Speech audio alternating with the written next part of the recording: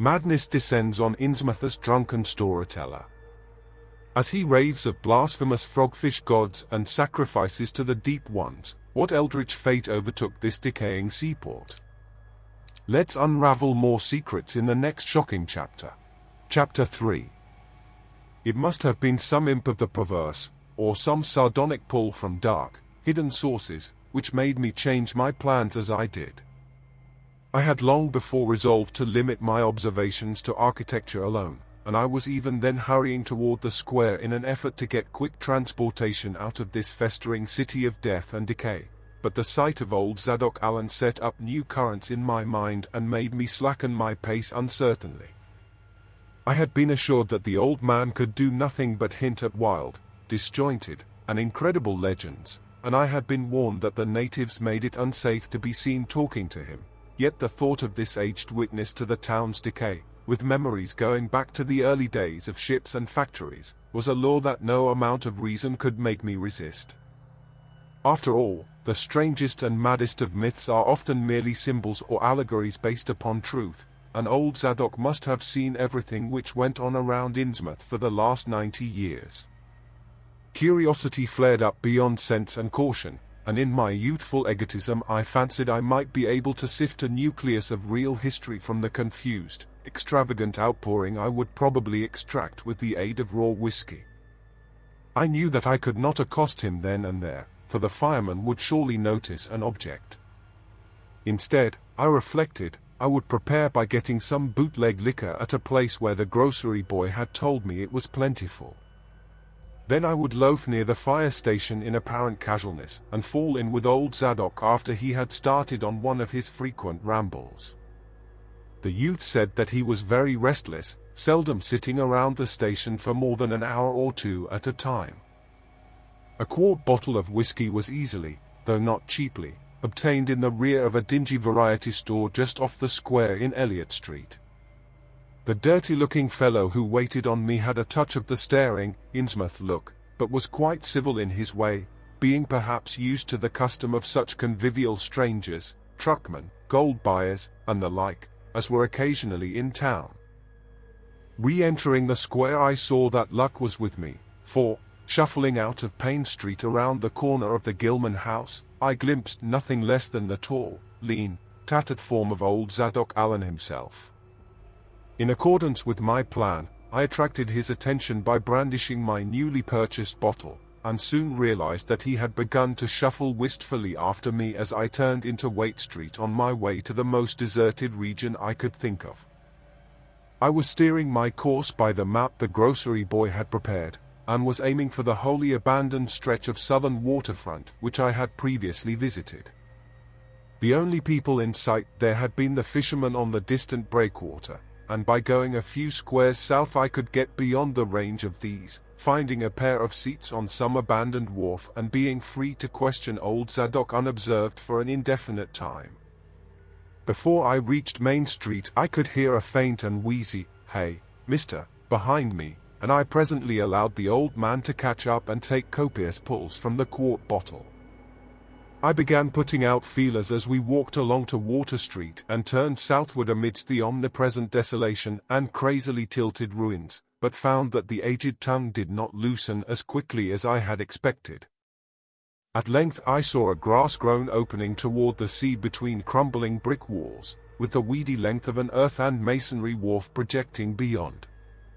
Piles of moss-covered stones near the water promised tolerable seats, and the scene was sheltered from all possible view by a ruined warehouse on the north.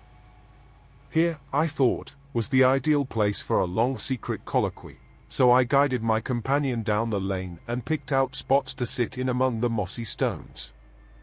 The air of death and desertion was ghoulish, and the smell of fish almost insufferable, but I was resolved to let nothing deter me.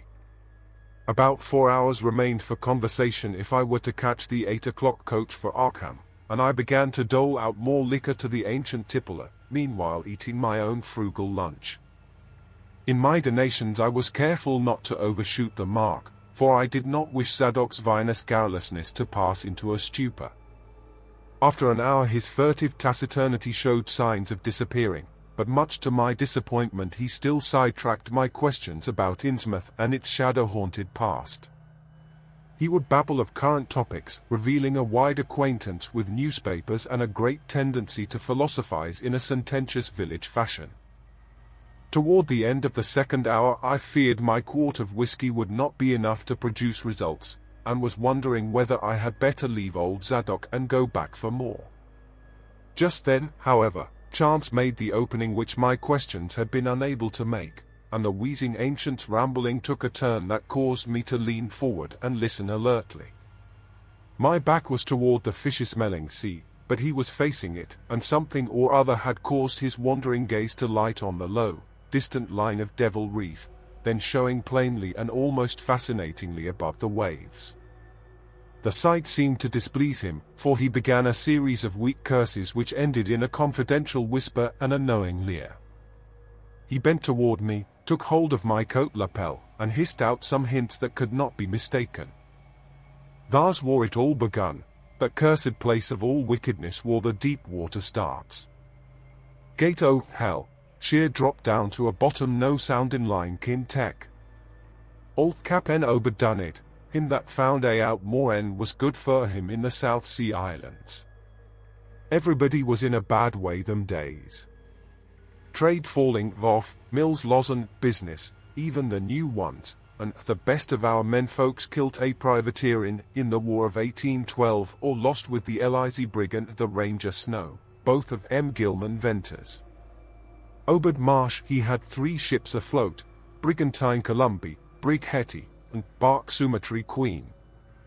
He was the only one as kept on with the East Indian Pacific trade, though Esdras Martin's barkentine Malay pride made a venture as late as 28. Never was nobody like Cap'n Obed, old limo Satan. Heh, heh. I can mind him telling about foreign parts, and calling all the folk stupid for going to Christian meeting, and bearing their burdens meek and lowly. Says they'd oughta git better gods like some o' the folks in the Inges, gods as you'd bring good fishin' in return for their sacrifices, and you'd really answer folks' prayers. Matt Elliott, his first mate, talked a lot, too, only he was agin folks' doing any heathen things. Told about an island east of Otay where there was a lot o' stone ruins older than anybody knew anything about, kind o' like them on Ponape, in the Carolines, but with carvings of faces that looked like the big statues on Easter Island. There was a little volcanic island near there, too, where there was other ruins with different rent carvings, ruins all wore away like they'd been under the sea onked, and with pictures of awful monsters all over 'em. Wall, sir, Matt he says the natives around there had all the fish they could catch, and sported bracelets and armlets and head rigs made out of a queer kind o' gold and covered with pictures o' monsters just like the ones carved over the ruins on the little island, sort of fish-like frogs or frog-like fishes that was drawed in all kinds o' positions like they was human beings. Nobody could git out o' them where they got all the stuff, and all the other natives wondered how they managed to find fish in plenty even when the very next islands had lean pickings. Matt he got to wondering, too, and so did Cap'n Obed. Obed he notices, besides, that lots of the handsome young folks you drop out o' sight for good from year to year, and that they want many old folks around. Also, he thinks some of the folks looks darned queer even for Kanakies. It took Obed to git the truth out o' them heathen.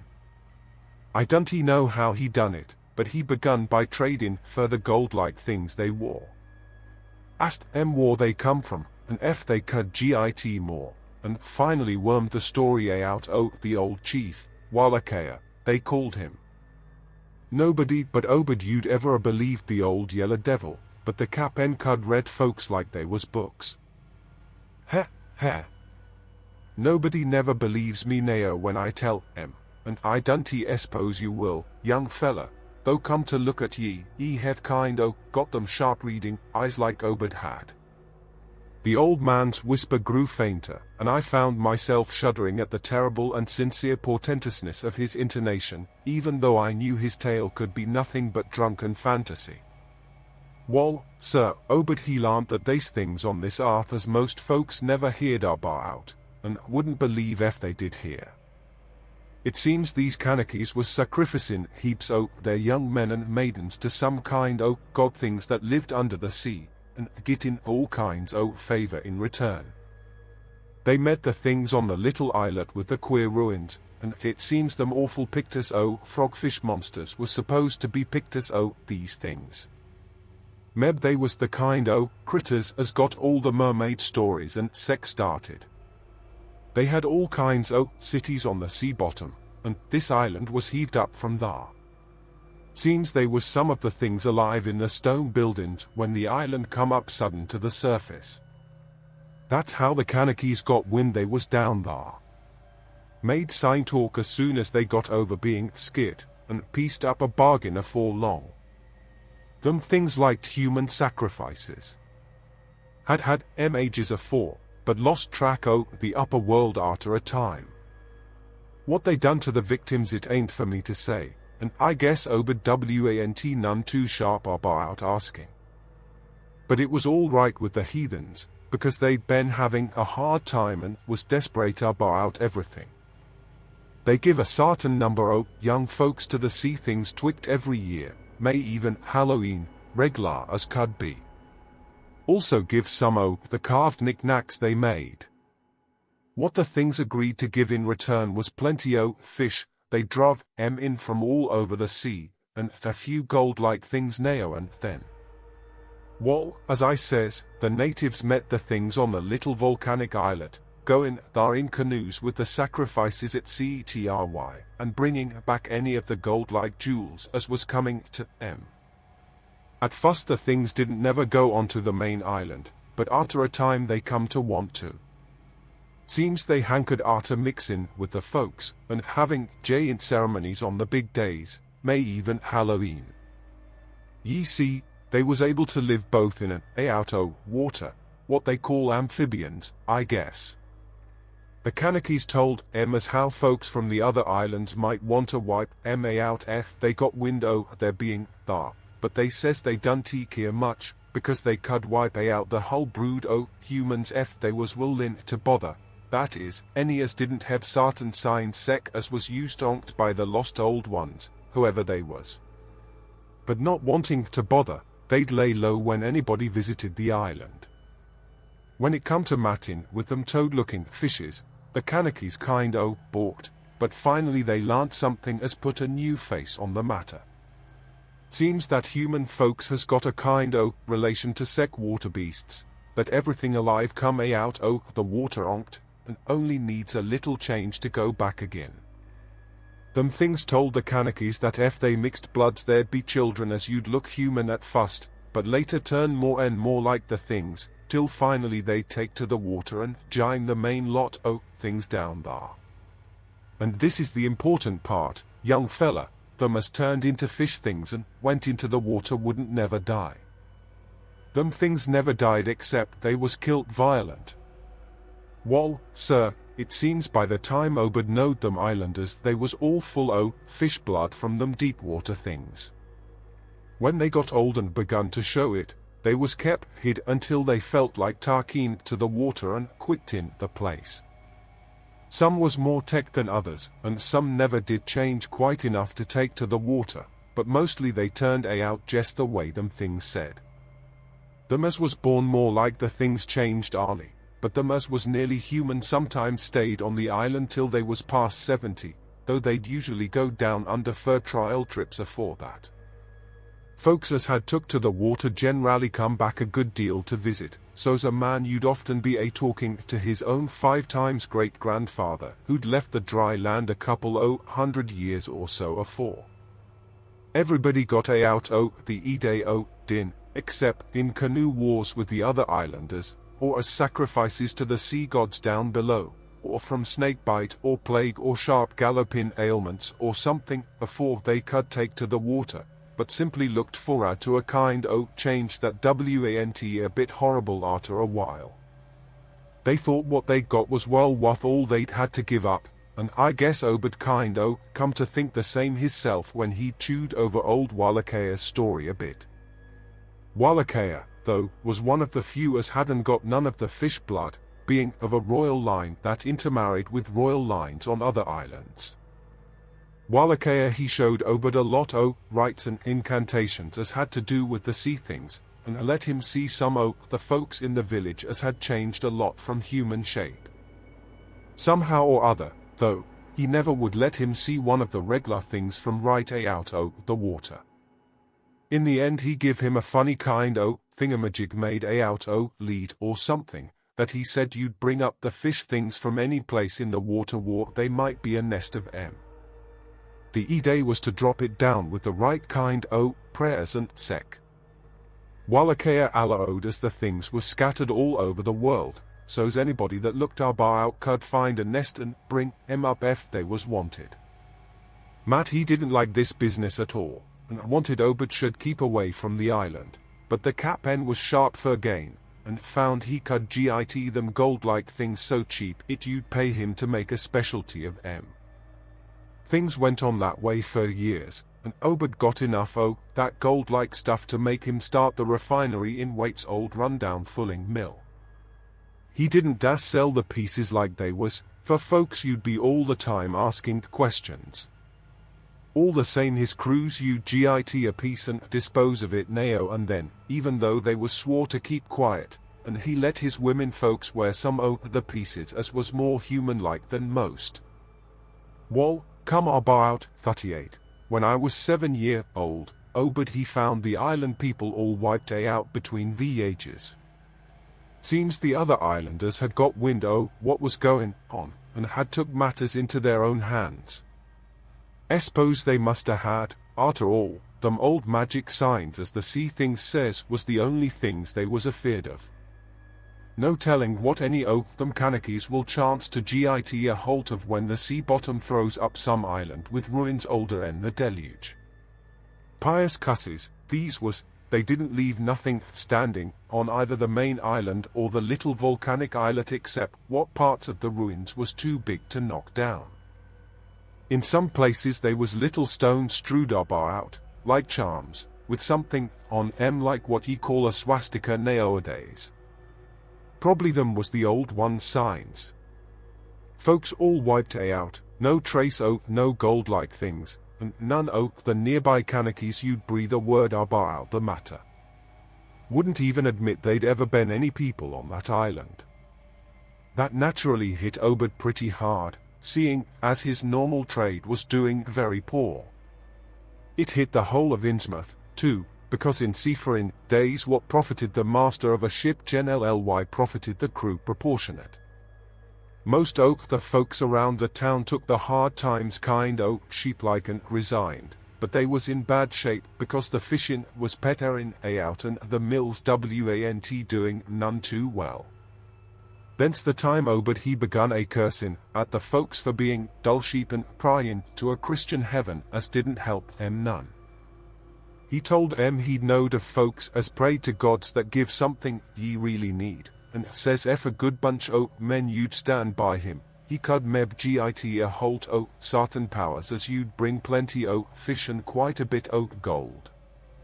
O' course them as sarved on the Sumatra Queen and seed the island knowed what he meant, and want none too anxious to get close to see things like they'd heard tell on, but them as didn't know what 'twas all about got kind o' swayed by what Obed had to say, and begun to ask him what he could do to set 'em on the way to the faith as you'd bring 'em results.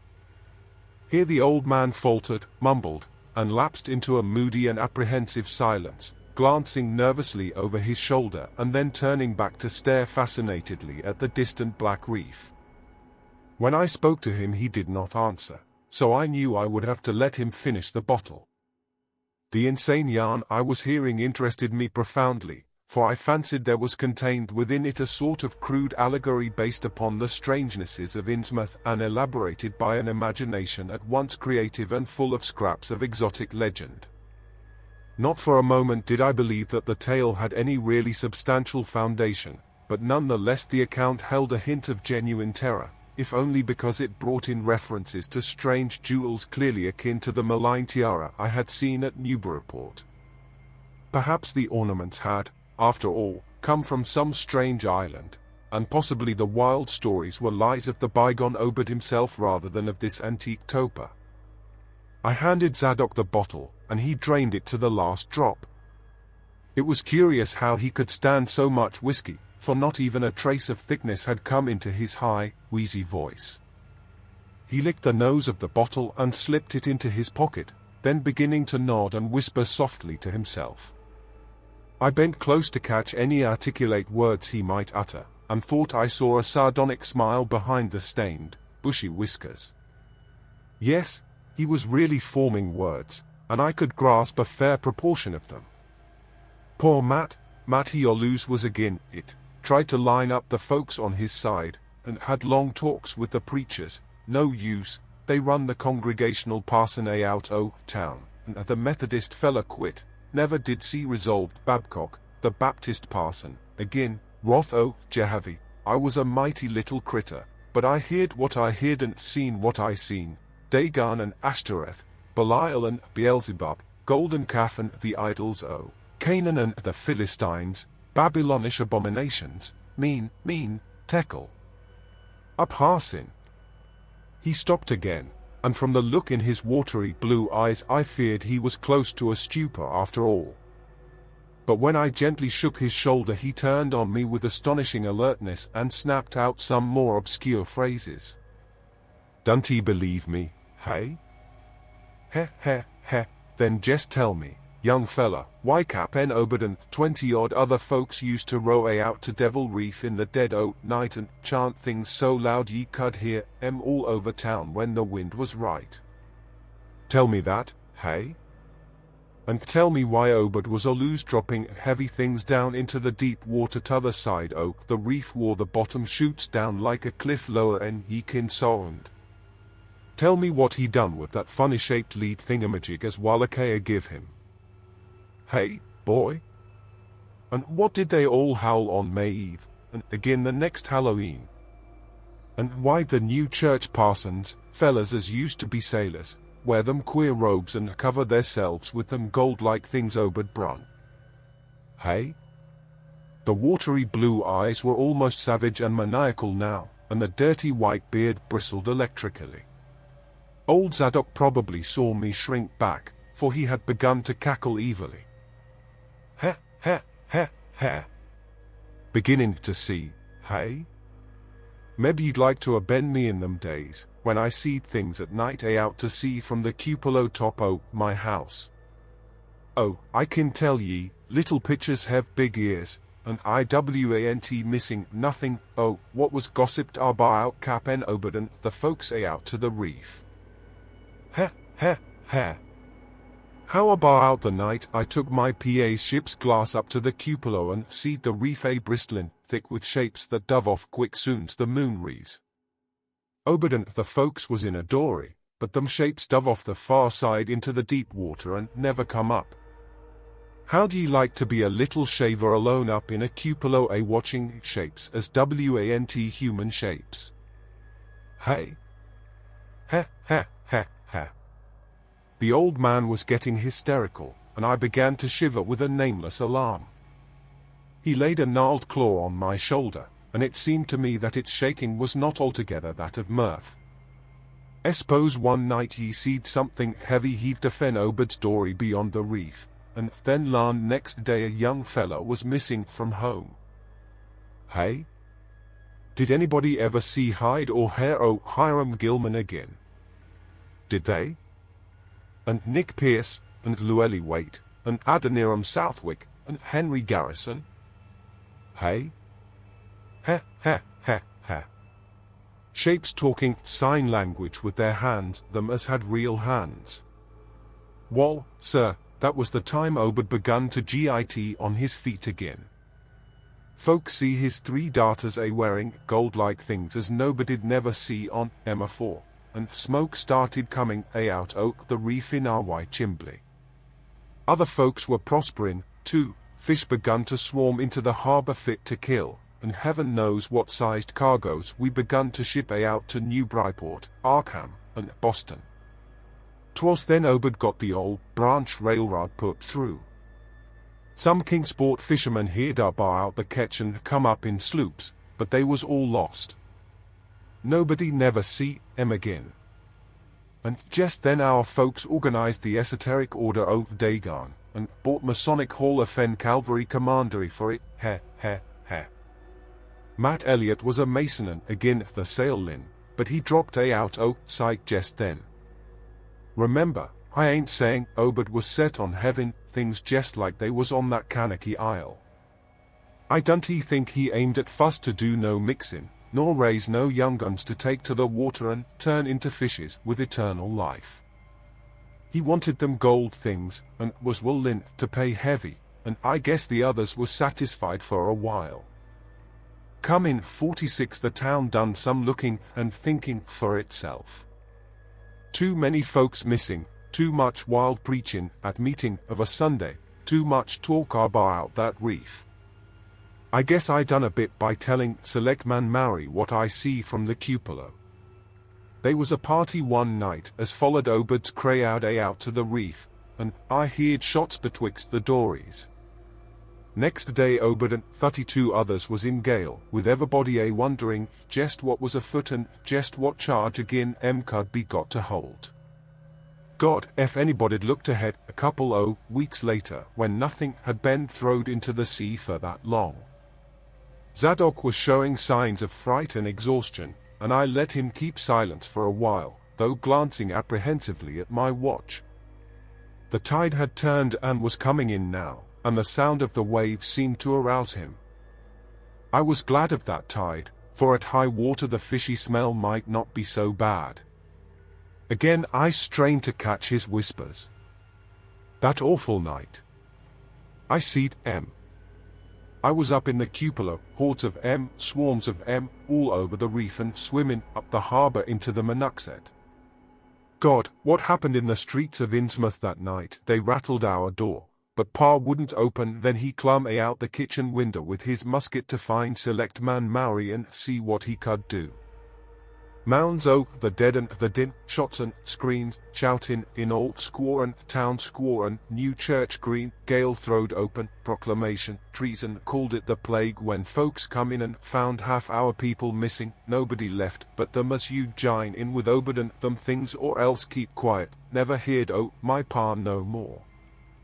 The old man was panting and perspiring profusely. His grip on my shoulder tightened. Everything cleaned up in the morning, but they was traces. Obed he kinda takes charge and says things is going to be changed. Others'll worship with us at meeting time, and certain houses has got to entertain guests. They wanted to mix like they done with the Kanakis, and he for one didn't feel bound to stop them. Far gone was Obed, just like a crazy man on the subject. He says they brung us fish and treasure, and should have what they hankered arter. Nothing was to be different runt on the outside, only we was to keep shy strangers we knowed what was good for us. We all had to take the oath Dagon, and later on they was second and third oaths that some on us took. Them as you'd help special, you'd git special rewards, gold and sec, no use balkin, fur they was millions of down thar. They'd ruther not start risen and whipping out humankind. But if they was gave away and forced to, they could do a lot toward just that. We didn't have them old charms to cut off like folks in the South Sea did, and them Kanakis wouldn't never give away their secrets. Yield up enough sacrifices and savage knickknacks and harborage in the town when they wanted it, and they'd let well enough alone. Wouldn't bother no strangers as might bear tales outside, that is, without they got prying. All in the band of the faithful, Order of Dagon, and the children should never die, but go back to the Mother Hydra and Father Dagon what we all come from IA. Chulhu Ftan. PH Nglui MGLW Naf Chulhu Alaya WG Nagel Ftan. Old Zadok was fast lapsing into stark raving, and I held my breath. Poor old soul. To what pitiful depths of hallucination had his liquor, plus his hatred of the decay, alienage, and disease around him, brought that fertile, imaginative brain? He began to moan now, and tears were coursing down his channeled cheeks into the depths of his beard.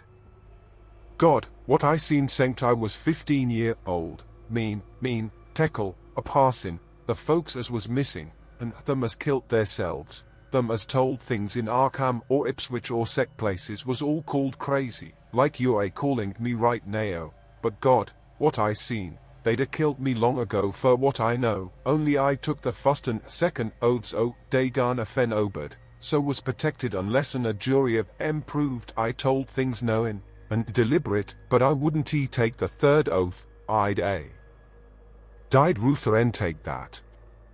It got worse around Civil War time, when children born sanct 46 begun to grow up, some of that is. I was afeard, never did no prying arter that awful night, and never see one of them close to in all my life. That is, never no full-blooded one. I went to the war, and if I'd a had any guts or sense I'd a never come back, but settled away from here. But folks wrote me things want so bad. That, I suppose, was because government munt draft men was in town arter 63. Arter the war it was just as bad again.